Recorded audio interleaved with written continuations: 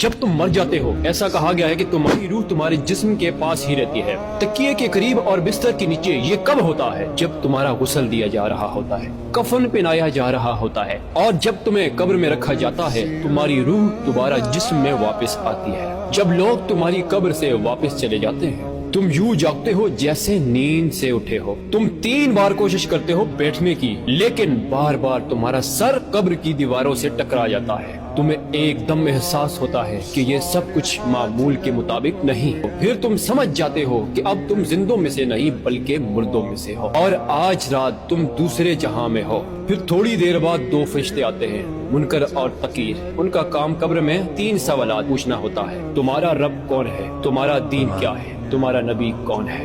یا تو تم صحیح جواب دو گے اور کامیاب ہو جاؤ گے، یا تم گڑبڑا جاؤ گے اور ناکام ہو جاؤ گے۔ پھر تمہیں ایک جگہ لے جایا جاتا ہے جسے برزخ کہا جاتا ہے۔ یہ ایک ایسا مرحلہ ہے جہاں 2 دروازے ہوتے ہیں، ایک دروازہ جنت کی طرف، دوسرا دروازہ جہنم کی طرف۔ وہیں تمہیں قیامت کے دن تک انتظار کرو گے۔ پھر حساب و کتاب کے بعد فیصلہ ہوگا تم جنتی ہو یا جہنمی۔ اور کبھی کبھار تمہارے رشتہ دار، دوست، احباب تمہیں قبر پر آ کر یاد کریں گے۔ کہا گیا ہے کہ ایک فرشتہ آئے گا اور تمہیں اطلاع دے گا تمہارے بیٹے نے تمہیں سلام بھیجا، تمہاری ماں، تمہاری بیوی، تمہاری بیٹی آئی ہے۔ تب تمہاری روح قبر کی مٹی کے اوپر آئے گی، ان کی باتیں سنے گی، ان کے قدموں کی آہٹ محسوس کرے گی۔ یاد رکھو میں نے یہ سب پہلے اپنے لیے لکھا، پھر تمہارے لیے، تاکہ ہم گناہوں سے توبہ کریں، زندگی کی حقیقت کو پہچانیں۔ یا اللہ ہمارے گناہوں کو معاف فرما۔ کمنٹ میں آمین ضرور لکھیے گا۔ نبی کریم صلی اللہ علیہ وسلم نے فرمایا میری طرف سے ایک آیت بھی ہو لوگوں تک پہنچاؤ،